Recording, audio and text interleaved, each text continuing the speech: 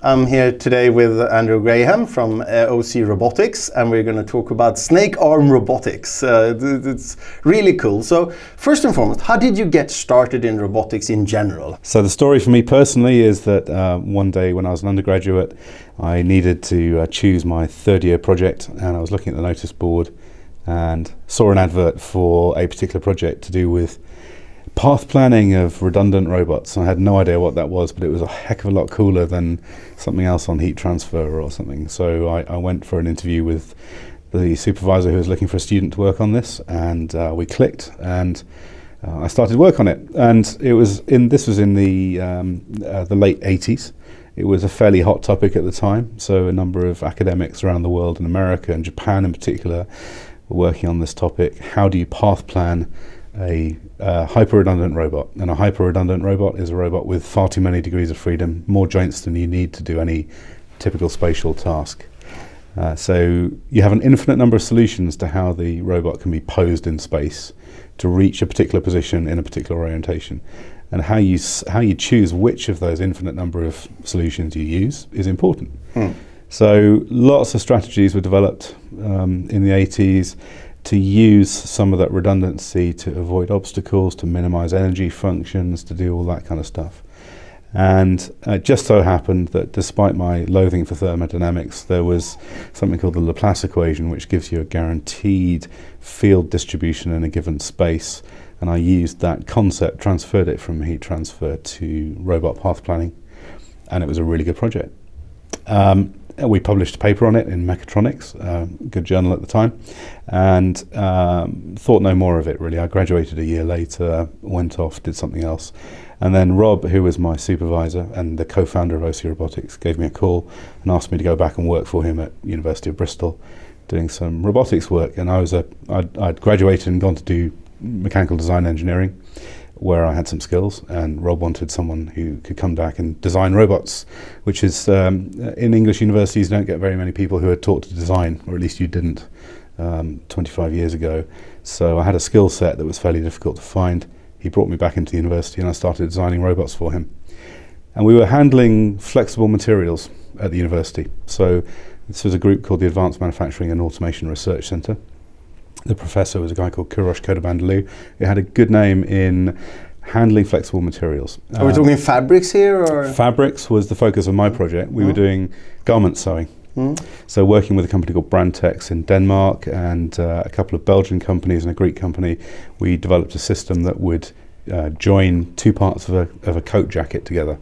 And these are not parts that would lie on each other flat. If you joined the seam up, they would develop shape. They're 3D shapes. So you're handling the two parts of fabric individually to build shape into the garment. So this was a really is a good thing to do, because what we're trying to do is produce high quality garments, the kind of thing that a tailor would produce, but using automation. And automation in garment sewing factories up to that point was two pieces of fabric that would sit on top of each other flat. So we were producing a higher quality product.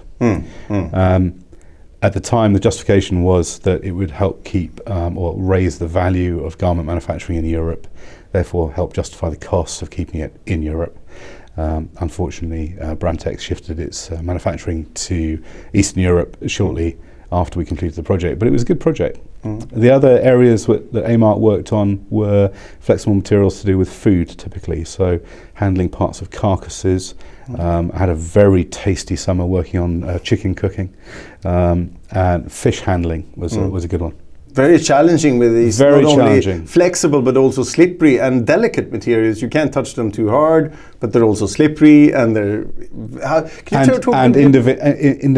absolutely infinitely variable as well. So a fish comes in, it's a different size, different color, different shape.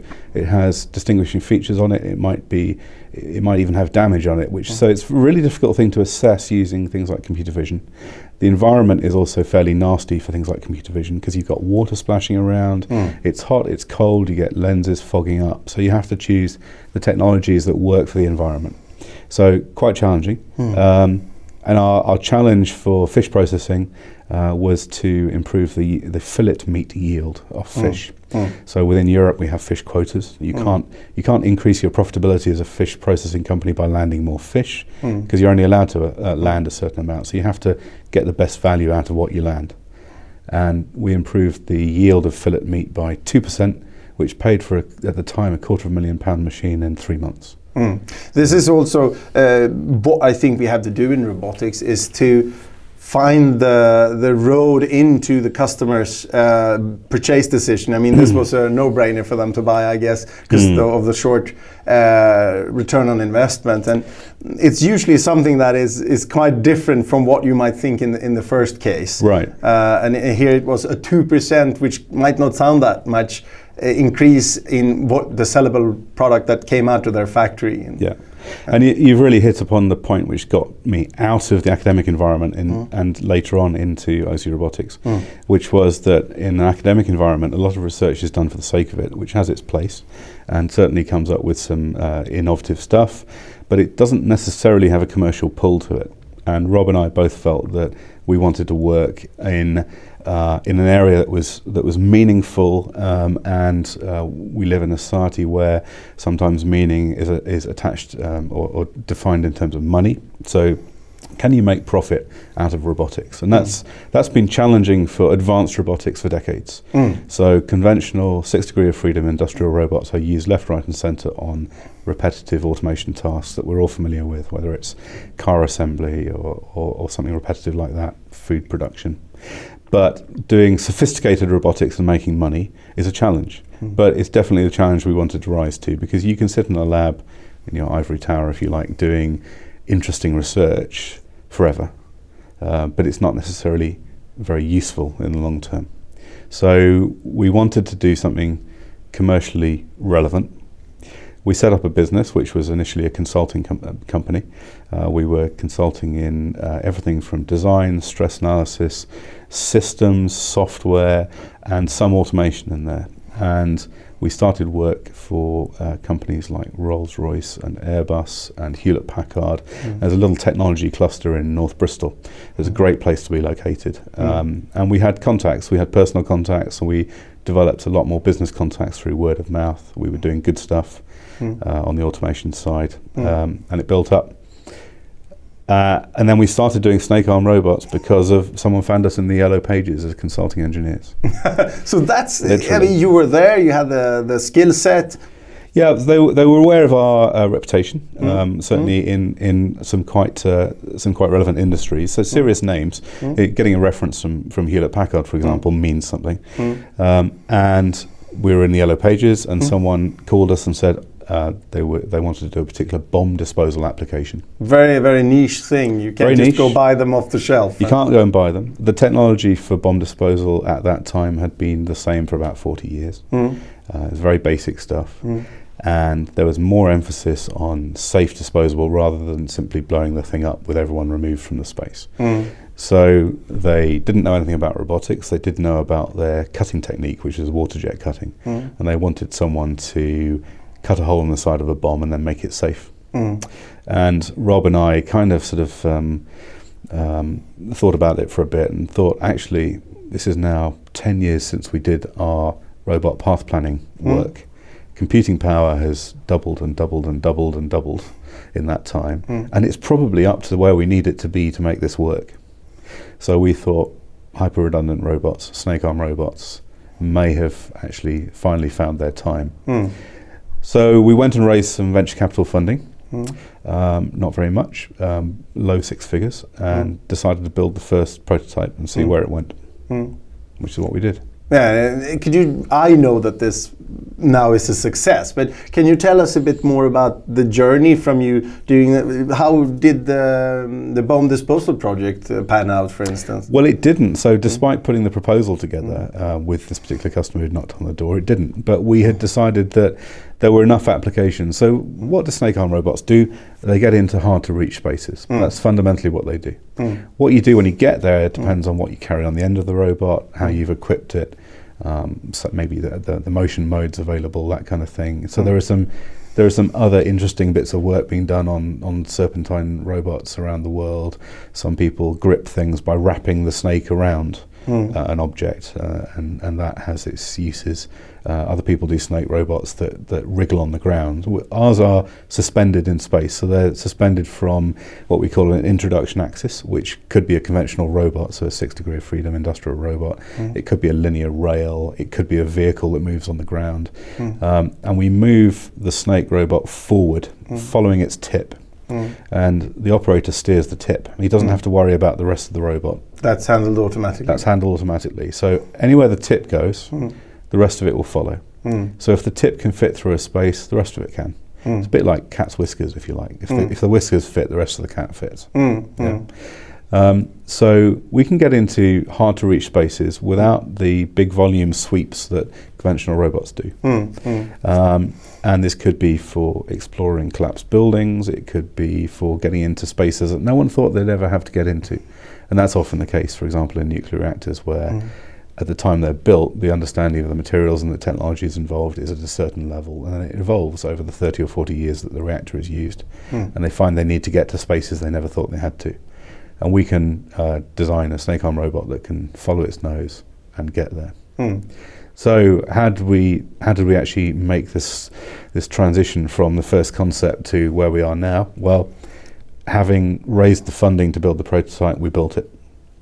We were then very lucky. We found some contacts in the UK Ministry of Defence who liked the concept and could see applications for it in force protection and bomb disposal.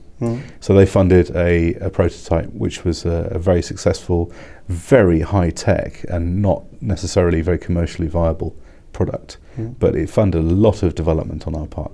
So it was a huge step forward in terms of our understanding. And then one day, not long before Christmas, and I can't remember the year, someone phoned us up. They'd found us on Google, so the modern equivalent of Yellow Pages, and they had a problem at a nuclear reactor in Sweden, and they needed a solution that could repair up to 147 different locations. We were kind of like a they couldn't lose by using our solution. Either we could do what we said we could, or they had no detriment. So if we couldn't do what we said we could do, they wouldn't have any downside. And some of the competitor solutions basically involved a lot of cutting to get to the place where each of these possible failures was, and then repairing on your way out. And that's a challenging thing for them to justify. So they thought, do you know what, we can't lose. We'll invest some money with OC Robotics and see if they can come up with a solution. And by the summer outage at this reactor in Sweden, we had built two types of Snakearm robots to handle a whole load of equipment, including cutting equipment, welding equipment, into really confined space. And it was great. It was a commercial project, paid for commercially, profitable. It was a huge step forward for us. And it got us a reputation in the nuclear industry as being very responsive as well. And I understand that the nuclear domain also brings out another benefit of your robot system, is that most of the value of the system is kept out of the radiated area, and the part that goes into where you don't want to go is financially a small part of the whole cost. So That's you true. could replace this contaminated one for a lower cost than replacing the whole robot arm. If you bring your motors in, you bring your later stages into the hot zone, not only are they exposed to the hot zone, which most of them don't like very much, but it's also so that your whole robot is now contaminated, and how do you handle that? So there are lots of advantages to Snakearm robots. There are obviously some disadvantages, which I won't highlight too much, but the advantages... We'll come into those too. Going back to the earlier motivation, one of the reasons that Rob originally wanted to look at this whole business of path planning this kind of robot was that it has applications in surgery. So at the time he was thinking very small scale, brain surgery, so this is working inside the ventricles, inside the brain, which are fluid-filled spaces. They offer only a couple of millimeters cross-section space, but if you get in there, you could potentially deal with tumours that you can't deal with by other techniques. And our Snakearm robots are cable-driven; they're tendon-driven. This keeps any electrical energy sources out of the arm. that's quite an important thing for surgical use, especially if you're working in the brain where you've got a lot of electrical activity. So you don't want electricity in that environment. We're also able to design these robots so they have very constrained force capabilities. So you can design a snake arm robot so it's inherently incapable of doing damage for a given environment. They're also flexible robots. They don't have elbows that do big angular changes, so they're very easy to seal. If you can put a rubber skin, a tube over the outside, it makes it a very easy thing to seal. Whereas an industrial robot with joints that revolve in a normal motion, potentially you need sliding seals or other means of taking care of the hundreds of degrees of motion, rotary motion that you get at each joint. So snake arm robots can be sealed very easily. They're low energy, there's no electrical energy in them. In fact, there are no electrical services down them unless you've got tools at the end. They all have hollow bores. So the center of every snake arm robot we've ever built has been a space that you can put cables to the tip.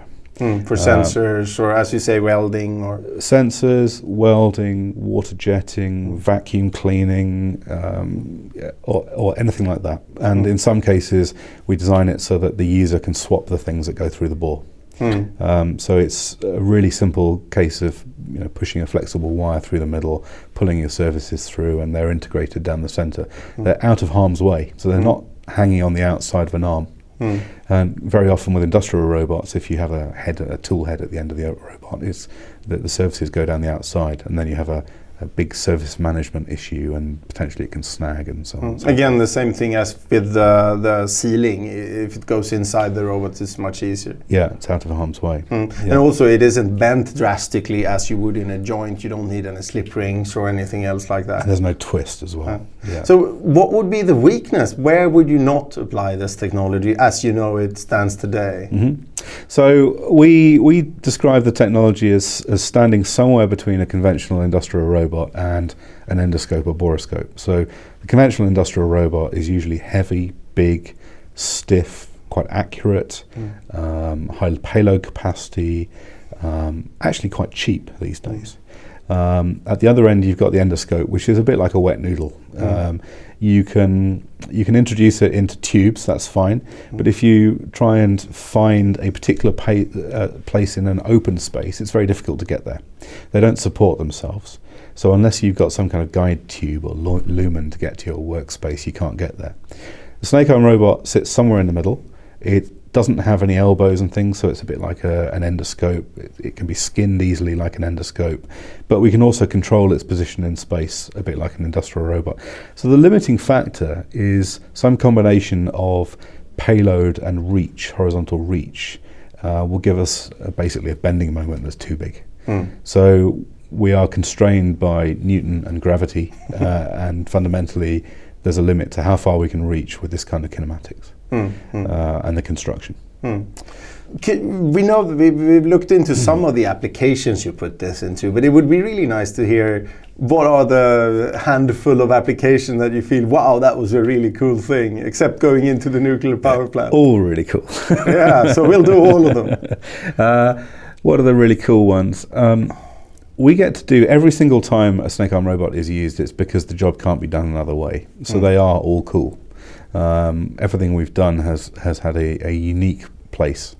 What I would like to do actually with the future of OC Robotics is do more of one type of thing more often. So every snake arm we do is basically a unique one-off so far. And we're looking for those applications where we can sell 1,000. Because at the moment someone's going to pay 6 figures for a snake arm robot, and we want to bring that down. We might like to make it accessible to more industries at better value. Finding that killer application, the one that's really going to launch us into lower cost product, that's our kind of holy grail. We want to find that. Any suggestions on where that area might be? Well, one of the most difficult but most obvious would be surgery. We'd love to get into the surgery market, but there are so many barriers to entry, regulatory barriers, the sheer cost of everything, including all the clinical trials that you have to do, And then there's the patent space as well. So can you have the freedom to operate in that space? And as a UK-based SME, we probably don't have the freedom to raise the $100 million plus that you'd need to make that viable, which is a shame because there are obvious applications in surgery. The human body is full of tubes. We can follow those tubes rather than, endoscopes are used to follow those tubes, but sometimes they cause damage because they use the tube to push around the corner. A snake arm robot could go around the same corner without using the tube to push off, so you do less damage. It's less painful, a shorter recovery time in hospital. And it would be a nice application from the point of view of doing good things with your technology. So that would be nice. In a more mundane level, if every plumber had a snake arm robot so they could get around corners, or every builder so they could get into ceiling spaces or between wall sections and do jobs that otherwise they'd have to take the thing apart to get to, that could be cool. How we get from a six-figure sum for per snake arm robot down to the low fives, maybe four figures, that would make that viable. That's a real challenge. You can take a punt, but we don't have the balance sheet to enable us to do that. And we don't yet have the guaranteed route to market that enable us to take the risk and go and raise the funds. But it would be nice to be making more snake arm robots, not just the unique one-offs. But some of the one-offs are, as you say, very exciting. I know that it's been used, for instance, in a tunnel boring machine. Yep. That's one of the projects. Could you speak a bit about that? Sure. So Bouygues Travaux Publics, French construction, a civil engineering firm, approached us. So I think they probably Googled us. They were running a project called Telemac, which is an EU-funded project, to do teleoperation, maintenance and inspection in the front of tunnel boring machines. Why would you want to do this? Well, tunnel boring machines, if they're operating beneath the water table, operate at a certain pressure, and it's sort of governed by how high the water table is above the tunnel boring machine at any particular time. If you're tunneling through hard rock, that's actually a reasonably straightforward thing for a tunnel boring machine to do. If you're tunneling through soft sand, that's also a reasonably straightforward thing to do. Where the geology changes from hard to soft and back again, you end up with a mix of different cutting technologies on the front of the machine. So rock is broken up with hard rollers that are literally just rolled over the front of the rock. Like a big wheel. Huh? A big wheel, and it fractures it and they scoop the rock out and carry on.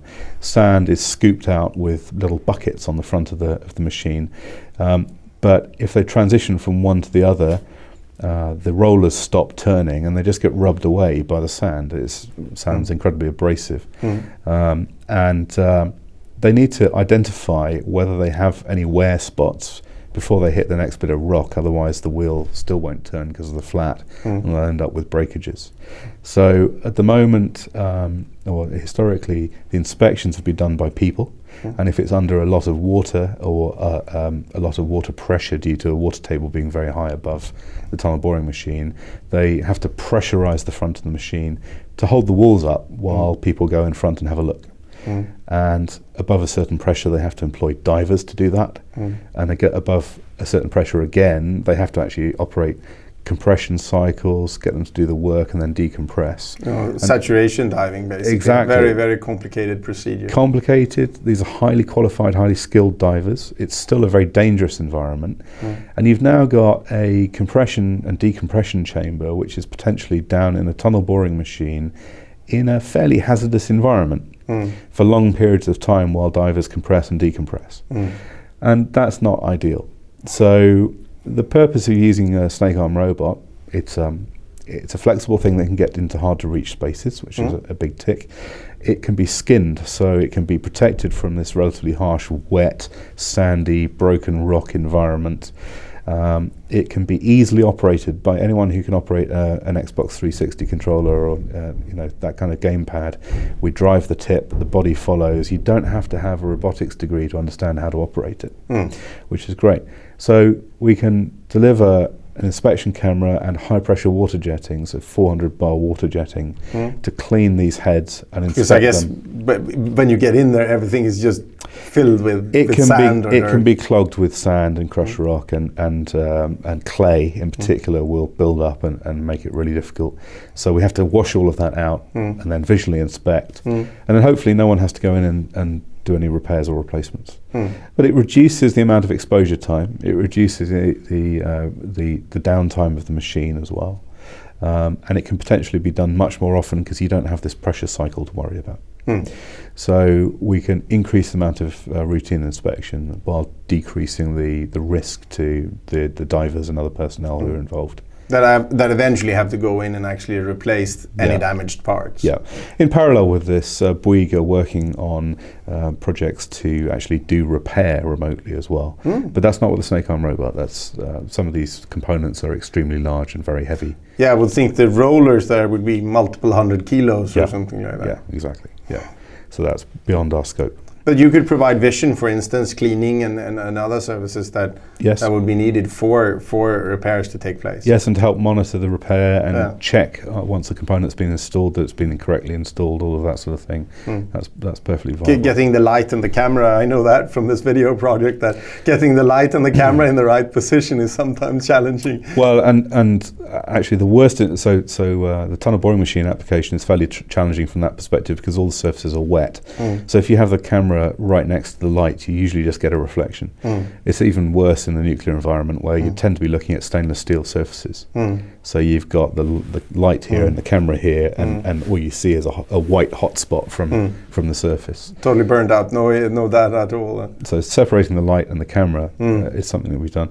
And we've actually done that with multiple arms on some applications. So you deliberately snake in with one Snakearm robot to position a light, snake in with a camera, and then you get to shine the light across the surface you're interested in. It shows texture, gives you the opportunity to reposition the light. It's quite good.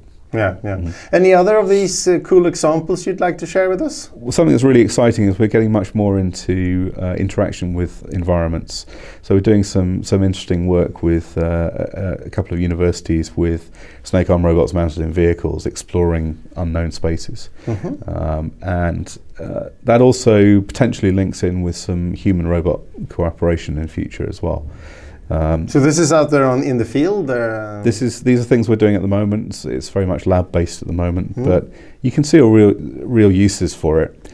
If you were exploring an earthquake zone after an earthquake, for example, having a vehicle that could drive around carrying a Snakearm robot to find a building and then introduce a snake into a crevice and have a look or listen or sniff inside these spaces that you don't normally want to go into as a person could be a useful tool. And there are industrial applications for that as well, not least in the nuclear industry, but also petrochemical. We're working on a project which is EU funded at the moment called Petrobot, which is not a pet robot, it's a petrobot. We're waiting for the pet robot. Well, the pet robot, I think actually if you Google pet robot, you'll find hundreds of Japanese sites that talk about pet robots. Sure, but none of them are based on a snake, and I want that one. As far as I know, none of them are yet based on a snake. But Petrobot is really interesting because we have to design the robot to be explosion proof. So we're working on oil and gas fields with the robot. It can't cause an explosion, quite clearly.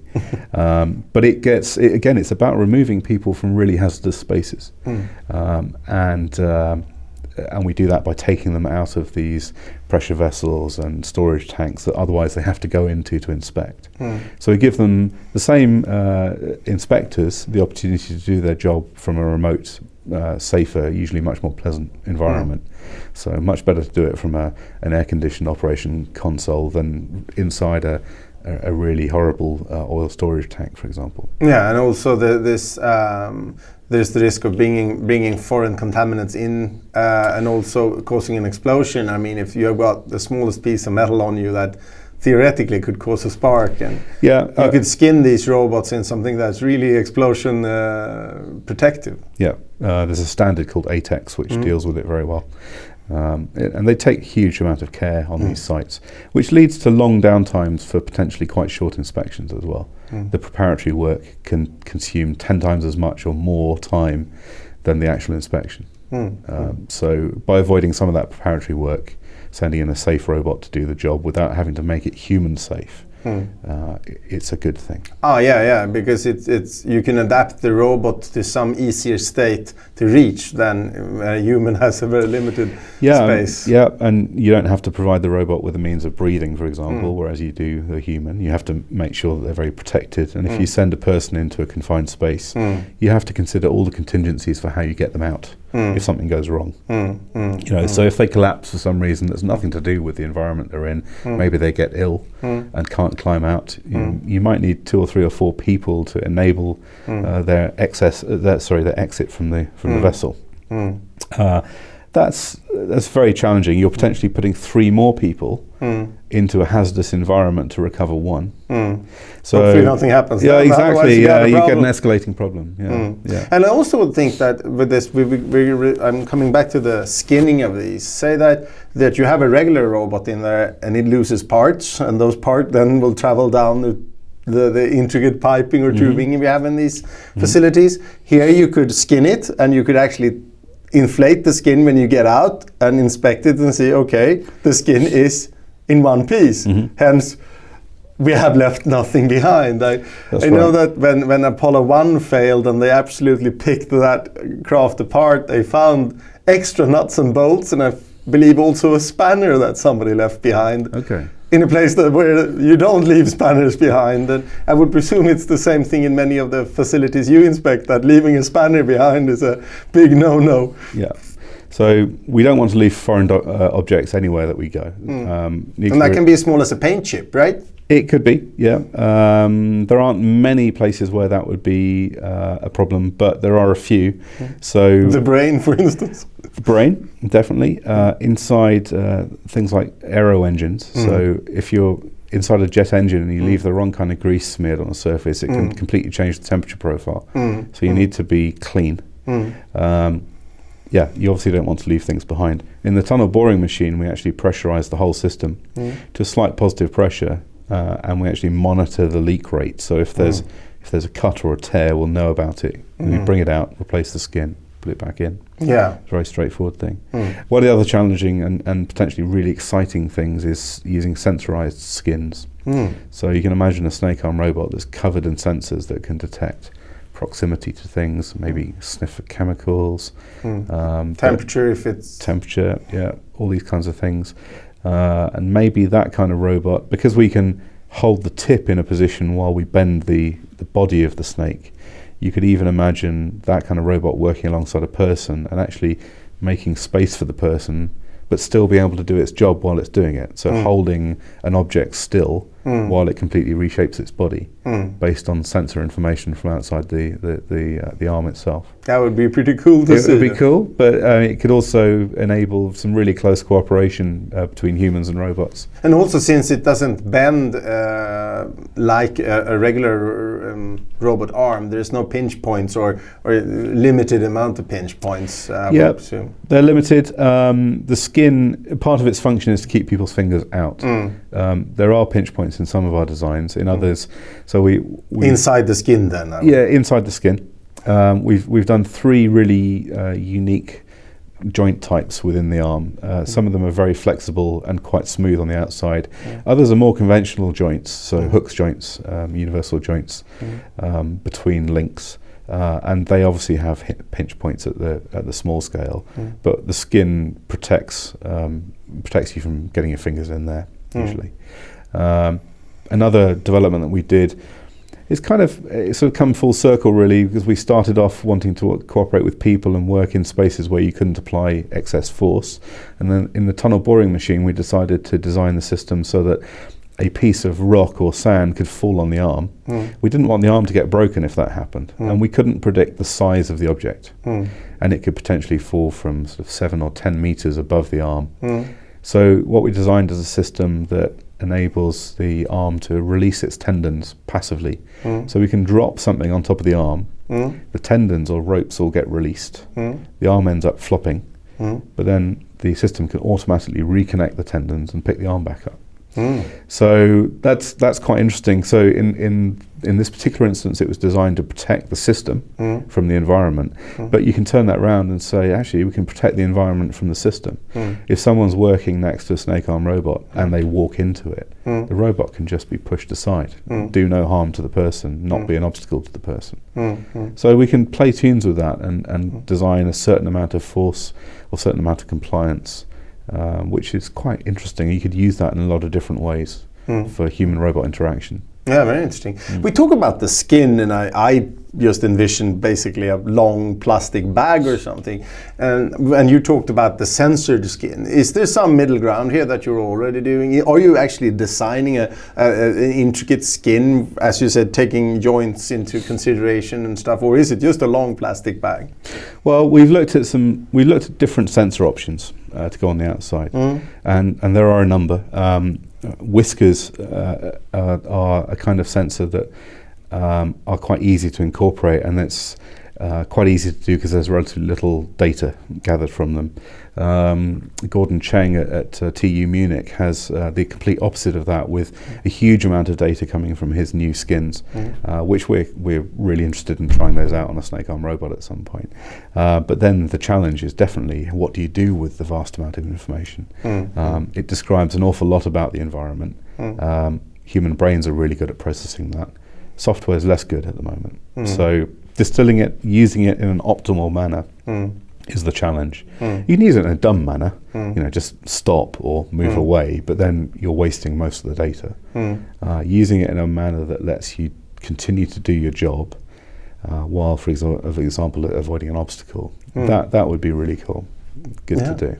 Yeah, this was very interesting to get to learn more about jet snakes and snake robot arms. This is so cool. Robotics is bringing out the coolest stuff, right? And now I've heard everything about the snake robot arm. So that was very nice. Thank you very much for taking the time to do an interview. Thank you very much. My pleasure. This episode is sponsored by Aptomica. Everything you need in modular robotics. Or robots up close. What's going on in robotics, online and on the road. If you like this interview, don't forget to subscribe, follow us on Twitter, and subscribe to our email newsletter on robotsinDepth.com. You can also support the show on Patreon.